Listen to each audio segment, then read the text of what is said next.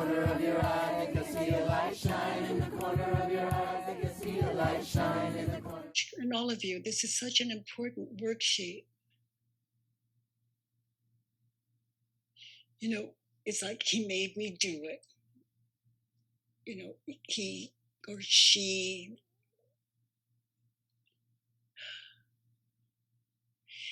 And I just did it. You see the attitude? And I really don't want to be around that person because they're always manipulating me. And when the phone rings, I just go, ugh, it's depression.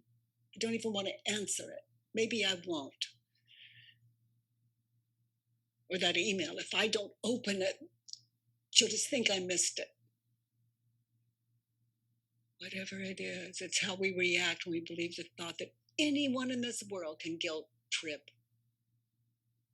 I'll put it there. Anyone in this world can guilt trip you into doing something.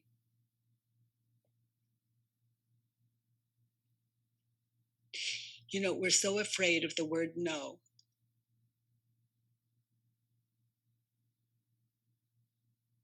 Just an honest no. If I say no to you,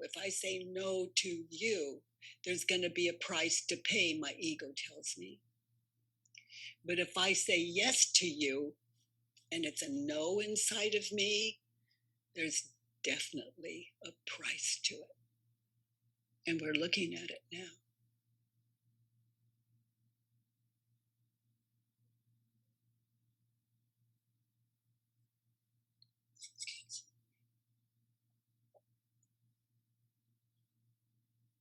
Let's look at number 3. I'm leaving these for you to go more deeply into in the interest of time. This is worth sitting in. Any of you that think you're being maneuvered, you know, may want to do your own worksheet on that person that manipulates you.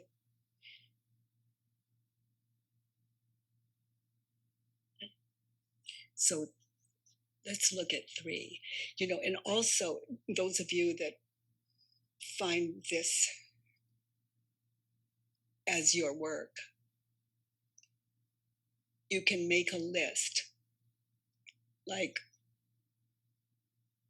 if I say no to my mother, the things I most fear are. And then number 1, what do you fear will happen if you say no?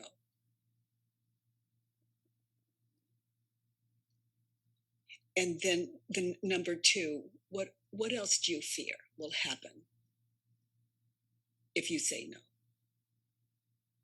And look at those fears. It's like, I say no to my mother, and that means she will never love me again. She will be lost in the world. She won't be able to make it without me. And you can question these things and wake up to these people in the world are not our enemies.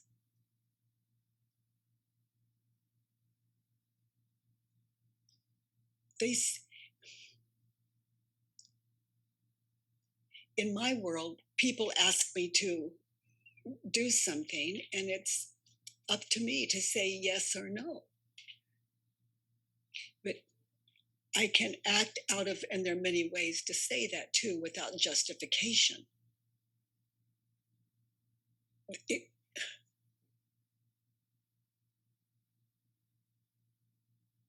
But to be comfortable in your notes, and these worksheets will give you the language for that. For example, on your number 2, your mother says, I want you to do this, and you're not sure if you want to or not. You don't think you want to, but you're not quite sure. You need to work through it. You might say, on number 2, you wrote, I want her to stop trying to guilt convince me to do stuff for her.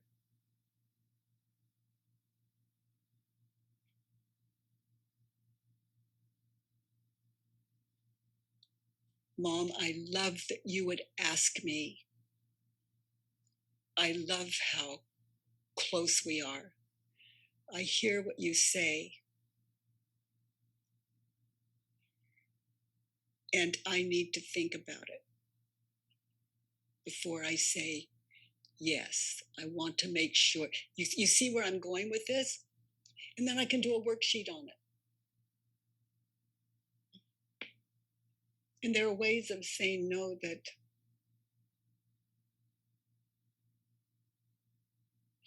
that's not a great example, but I hope it served in some way. There's always peace in an honest yes or no.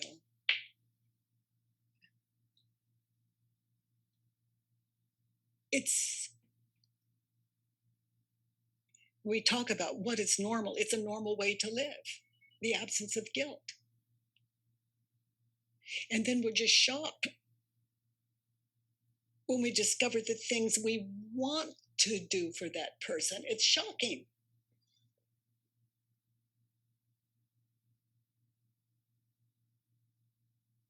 But when we're thinking the thought, she's guilt tripping me, we're into winning and losing, and guilt and shame. Sweetheart, let's look at number 3. I'm talking, I'm saying words that I hope encourage you to do your own worksheets, to sit in it. And so I hope I'm supporting that. And there's a bit of a language barrier here, and I think we're doing really well, and in our way. And I can tell you, I'm certainly in my work. Like who has guilt tripped me lately? Who have I believed has asked me for something I couldn't say no for, or I feel manipulated? I'm doing my work here. Okay, sweetie, number 3. We even have thoughts like, I need her to just die already. And then we feel such guilt. We don't dare think those thoughts, and they're there. Why do we think that way? Because we don't understand how to authentically communicate. We don't even know how to listen. We don't hear what people say. We hear what we believe, what they like. They say it, and we know what that means. We know what they really mean. We think over them, and so we're not listening. But once you understand that you're not a victim,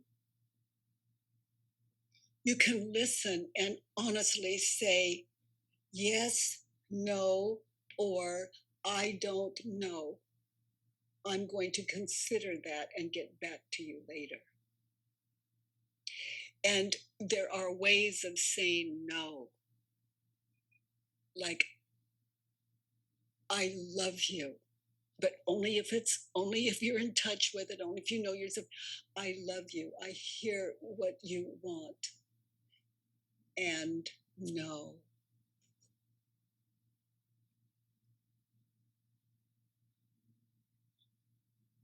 Like, that sounds like a great idea. I'm not sure that I can be there in that way for you.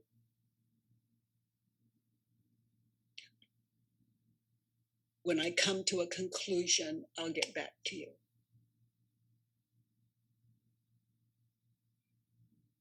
Or thank you for asking. That takes so much courage. And no.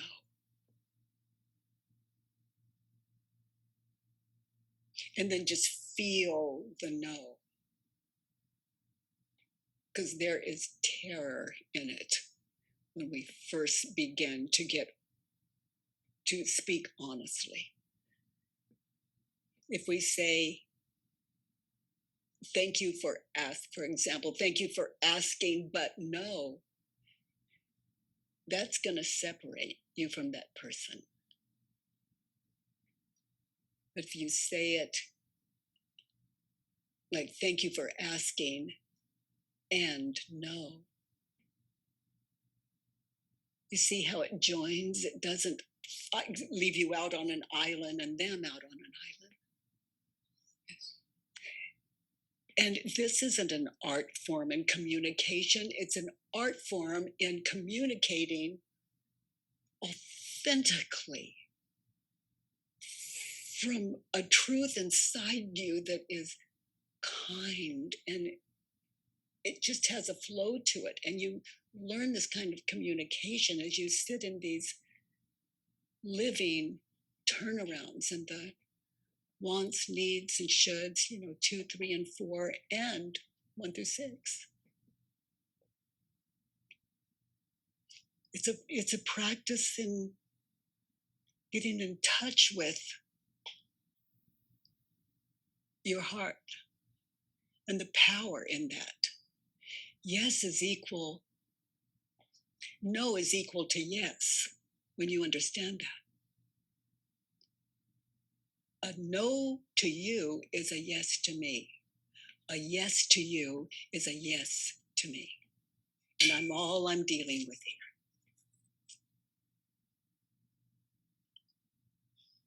So, honey, let's look at 5.